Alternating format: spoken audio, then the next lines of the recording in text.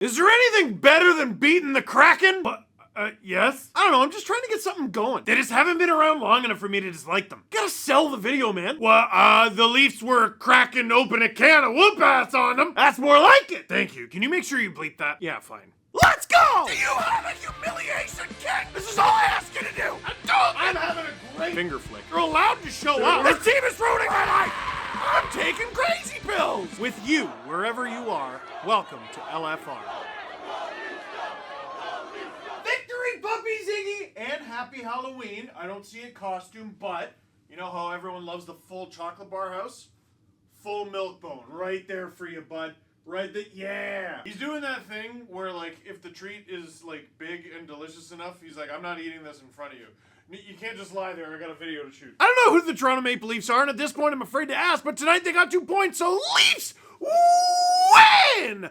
4-1 over the Seattle Kraken, who are roughly 500, like about 75% of the league. But they are good. They got players. They got like kind of a team mentality, a committee going. They ran it up against Montreal the other night, and Joey Decord, fantasy sleeper. This is not an easy 2 points on the schedule. You should know by now it's the National Hockey League. There are no easy 2-point nights, and it's 2 points you need nonetheless, so how are you gonna get it? Well, the Leafs spent the vast majority of the first period trying to figure that out. Steve, you're just gonna gloss over the Timothy Liljegren trade? I made a whole video on it. It's not gonna be in this one. Go check it out. It's the most recent one on my channel. Anyway, with about 8 seconds to go in the first period, the Leafs get a face-off in Seattle's zone. Well, I mean, it's 8 seconds. Surely the Leafs aren't going to be able to pull off a tic-tac-toe goal off a face-off. Gets again! Matthew Nyes goes to the net! And the Leafs score with under 5 seconds to go in the first. And yes, I can yell and scream, go to the net, but this is actually a lot more than that, and this whole game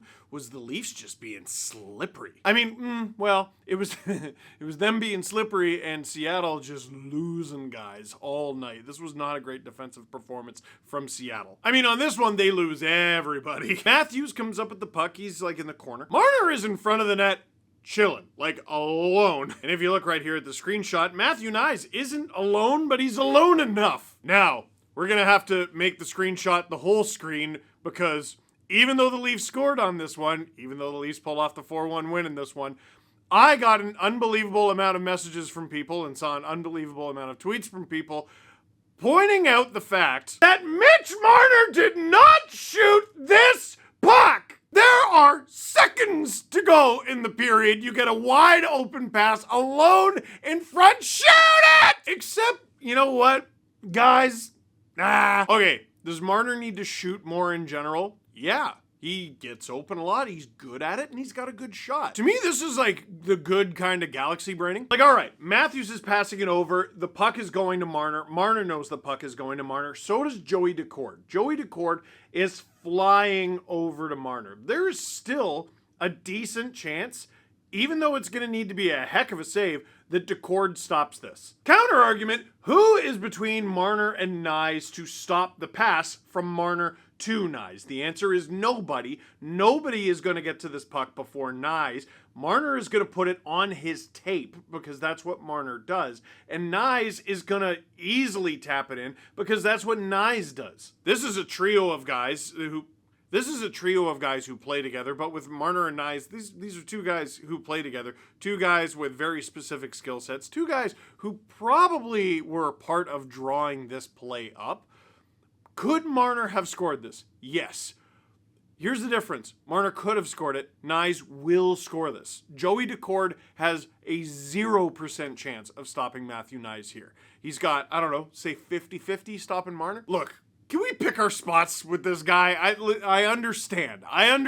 But this is not Marner passing on the power play with the wide open net against the Bruins from a week ago. This is a goal, and a smart goal, and a visually hilarious goal. There's nothing to not like about this goal. Everyone, have some candy. It's 1-0 after 1. Early in the second period, the first line got to have some fun at the end of the first period. Now here comes the Tavares line with Pacioretty and Nylander. Well, actually, on this particular shift, it was Tavares on the ice with Nylander, and it was Bobby McMahon mucking around in front. Morgan Rielly gets the puck. He comes up the right wing. Remember I said the Leafs were slipperier in this one? Like the Kraken had a hard time keeping track of them? Can someone tell the Seattle Kraken to check the game notes, bud? Where do I even start? No. Full screen again. What the heck defensive formation is this? You got a guy in front in McMahon, and he's being tied up. You got a defender who's tight to that situation, and 3 forwards who have no one and are covering no one. Morgan Rielly has just a clear, glorious lane through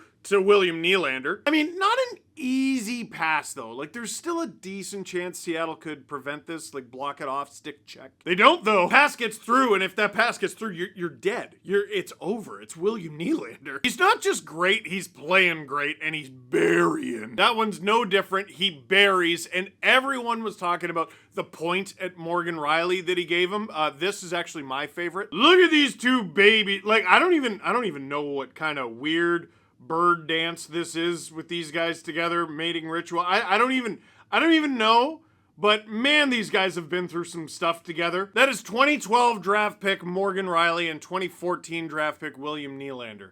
Both of them played with Phil Kessel on the Leafs. These guys have seen some things. So I just think it's beautiful that both of them are humming in 2024 on the Leafs. Nylander was obviously the goal scorer there.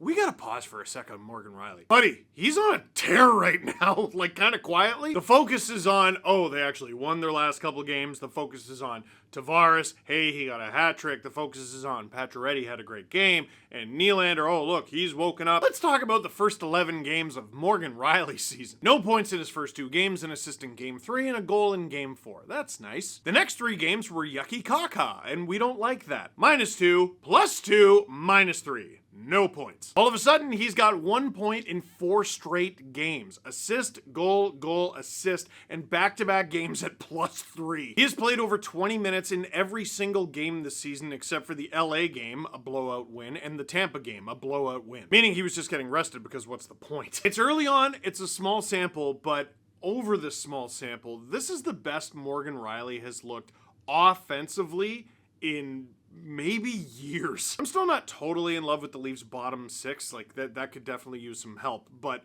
the offense being generated from the back end, or the potential for it this season, it's going to help a lot of different things. And to put a bow on it, Tavares with an assist on that goal. Stay hot, Johnny. Speaking of stay hot, Johnny, oh my goodness, this line. Reminder, this is the first time that this trio has played together last game. So I would say they're gelling nice. Maybe they are the embodiment of you can't give a good player a bad pass. Case in point, William Nylander. John Tavares is going to the net, but it's tied up. Max Pacioretty, though, a Kraken has lost him, and he's streaking towards the net. Nylander's like, all right, if I pass it to him, we'll get a scoring chance. But the Kraken are like, well, no, you're not going to be able to get it through to him. I don't know, unless you do some crazy spinning behind the back thing for no reason. And here's the thing, for most people it would be for no reason. For William Nylander, it is a practical and gosh darn logical way to get things done because he can actually do it. Somehow the puck finds its way onto Max Pacioretty's stick, and instead of doing what I think the vast majority of us would have done in that situation, which is gone, holy crap, he did it! Pacioretty shot it and it's a scoring chance. Now it doesn't go in, but it was pretty. Make him make a save, make him have chaos in front of their net, and you can do something with that chaos if you go to the net! John Tavares has the puck. That's good. He's on his knees. That's bad. But remember what I said about the Kraken's defense, and I was making fun of their defensive structure, like their formation earlier in this game on another goal? This is the worst one by far. What is this? All 5 Kraken skaters are within about 6 feet of a kneeling John Tavares, and they lost, by the way. On this goal, both Nylander and Pacioretty are like a 24-hour Tim Hortons. Open. Willy ends up being the lucky guy who gets it, and I mean, that's just not fair. His reaction to this one rules with the... I don't even know if he's trying to, like, silence anyone, or if he's genuinely just trying to hide his face because of how giddy he is that he pulled this off. There's a pressure. Like, I don't even care if the net's wide open. You know that pass was sexy as hell. You can't be the one to screw it up. Well, and maybe the rest of us would worry about that. I don't think Willy spends a ton of time worrying about things like that. So it's about halfway through the game. The Leafs are up 3-0. Now, so far this season, the Leafs have run up the score a few times early in the game. But nearly every time they've found a way to make it at least a little interesting. Back half of the second period, they did pretty well. Almost the entire third period, peaceful. Joseph Woll did have to make, like, there were a pair of kick saves in there that were wild. I haven't even had to mention his name yet. That's how peaceful this game was. If there was one criticism of protecting the lead, they took too many penalties in this game again, or it just feels like they're always taking too many penalties. TSN had a graphic in this game where the Leafs were actually, like, top half of the league in terms of not taking penalties. This year, they're like 5th from last. Again, are they trying to kill Lane Lambert? But speaking of Lane Lambert, Lane, good job. That penalty kill that was needing to be used too much in this one, it killed all the penalties. And it wasn't until under 4 minutes to go in the game, extra attacker, they pulled Joey Decord with 5 minutes to go. I've been ripping on the Kraken in this one. This is just a really good goal. Eli Tolvanen, who is unbelievably underrated. He's a crazy player, crazy offensive talent, crazy shot. He rips this thing accurately, like just inside the post, through an unbelievable amount of traffic. Joseph Woll can't see this thing, and he rips it between Pontus Holmberg's legs. I feel for Holmberg because he's fighting for his spot in the lineup, especially with guys potentially coming back from injury, Yarncroke, Dewar. But dude, that's just a crazy shot. And I know you, like me, were looking up at the clock and you're like 3.5 minutes to go. Yeah, no, they could blow that. Okay, I don't like this anymore. But did they? No, which is great because now we don't have to spend the entire rest of the next 48 hours talking about how the Leafs ruined Joseph Woll's shutout bid, or rather blew the game. Imagine if they had blown the game because they were trying to get William Nylander a hat trick. Is there some truth to it? Maybe. Did it overly bother me? No. Again, this isn't me like going too easy on the Leafs or whatever. Guys, trust me, I've been doing this for a while. Pick your spots. You don't need to go looking for reasons to be angry at the Leafs. If that is the worst thing that the Leafs did all night in this game, and it honestly just might be, cool. And anyway, because that goal went in, we got to see another goal from the Leafs, and a ridiculous one, truly a goal scorer's empty netter. So Matthews gets the puck in the neutral zone, but the Kraken, they're all over him, and he's looking for a pat to the net, and then something changes in his body language, where he's like, all right, I'm going to try something. I want you all to look at this, okay? Matthews scored this. Drew, can you zoom in? Thank you. Matthews scored this! This man confidently from just outside of his own defensive blue line bounced the puck, like took an intentional wrist shot off the boards. If this doesn't go in, which it probably shouldn't, it's gonna be icing and everyone's gonna be like, Austin, you're an idiot for even trying this. He banks it off the boards and the thing goes dead center. You cannot tell me he doesn't practice that. He absolutely practices that. That or he's a demon. And I will go to bed far more comfortably tonight if I go to bed thinking Austin Matthews actually works on his craft rather than he's a demon, a henchman of Beelzebub. Ridiculous, hilarious, and the Leafs win 4-1. Questions. Justin Fisher posting, just found something really freaking deadly in my Halloween candy, and it's Matthew Nyes in, what is that a Mars bar? That doesn't, no, what's the stuff in the top? Is that a Mars bar? It must be, no, that's a Snickers. That's, yeah, that's some fat stuff that I just did. Dude, Matthew Nyes is unreal. Brad, call him now. I know you have more pressing matters, like getting the team cap compliant and stuff, but no. Call him, call his agents, call whoever you need to. Get that done. What is the ideal number of minutes for Willy? So today in the thing that we're all overreacting to, supposedly William Nylander was vouching for more ice time. Like he went to Craig Berube and asked for more ice time, and then he talked about it in the media. That rubbed some people the wrong way. And Berube also said Willy is going to get the ice time that he earns. Some people thought Willy was being ridiculous for asking for more ice time and then doing it in the media. Some people thought Berube was being ridiculous, like, what the heck do you mean earn it? It's William Nylander. This is a good thing. For both of them, it's a good thing. I want William Nylander to want more ice time. He makes $11.5 million.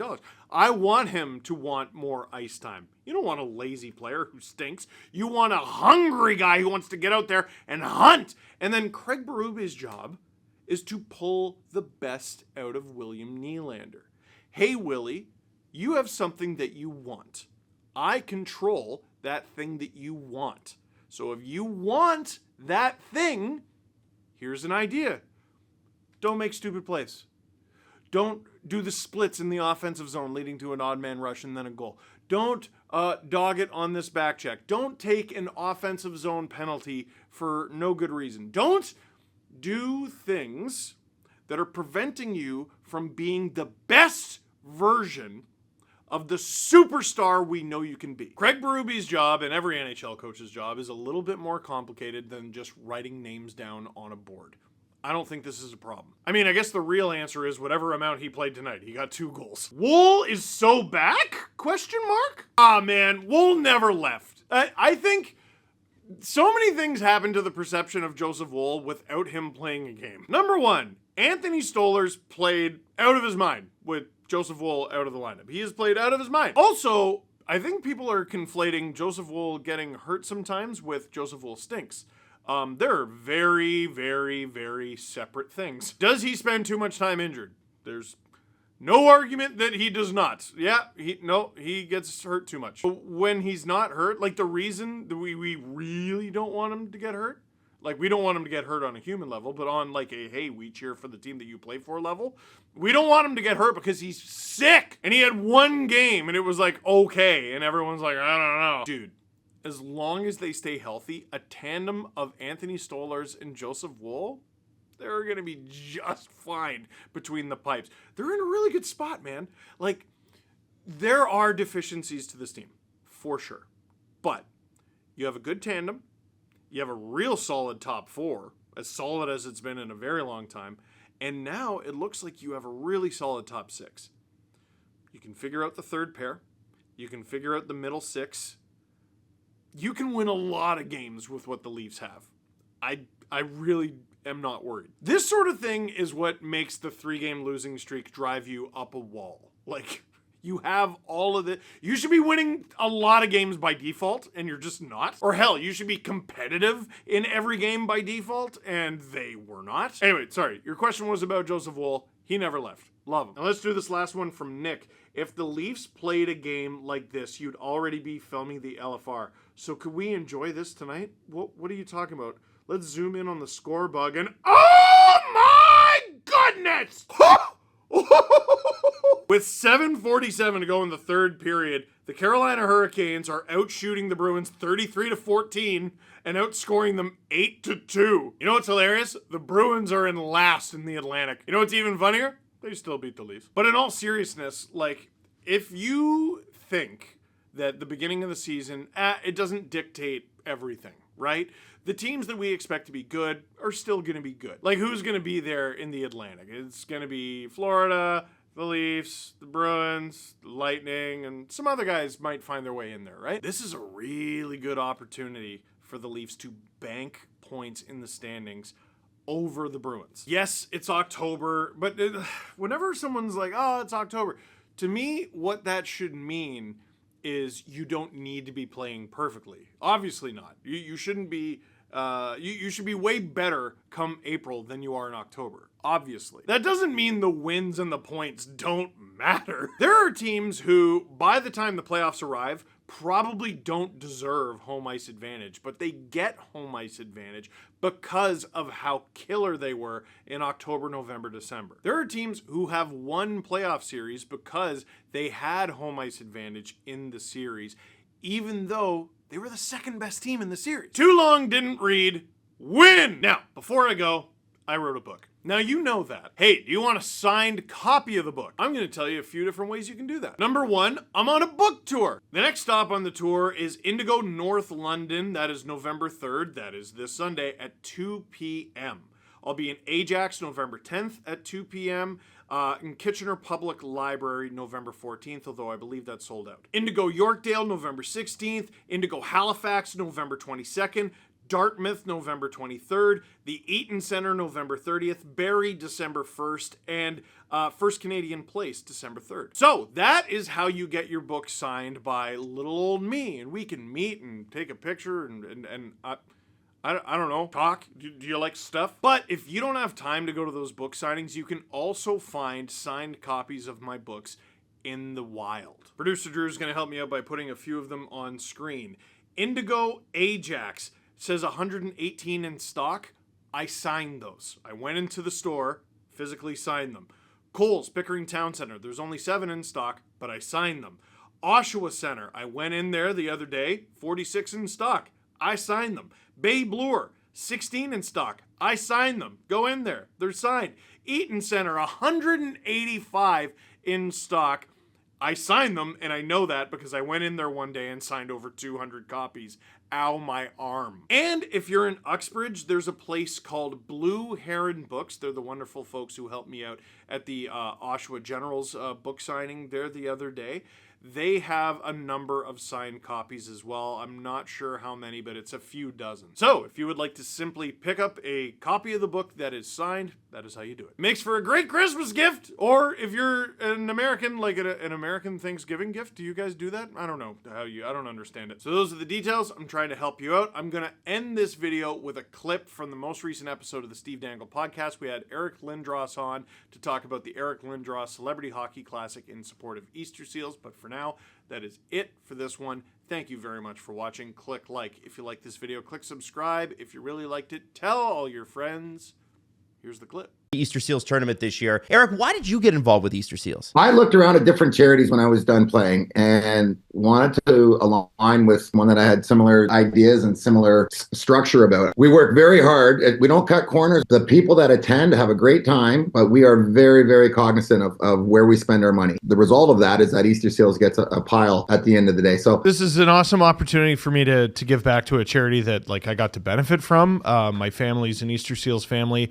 I got to go to Easter Seals camps with my parents and my sister twice. We had lots of fun there. To this day, I still hate the beach. You can't bring a wheelchair to the beach. It's a huge pain in the ass. And one of the only positive memories I can ever have, like on a waterfront with my sister, was at one of these camps. It's a fun experience, but it's in an accessible environment. That's what this tournament helps pay for. Easter Seals helps out with everything. I mean, it's all about accessibility. Things that we take for granted, things that are easy for us, are not easy for someone that is an Easter Seals kid. And that's what we're there for. That's our job. And we take great pride in helping out and getting as much money to Easter Seals as possible. It's a wonderful 24 hours, and it makes a huge difference in so many people's lives.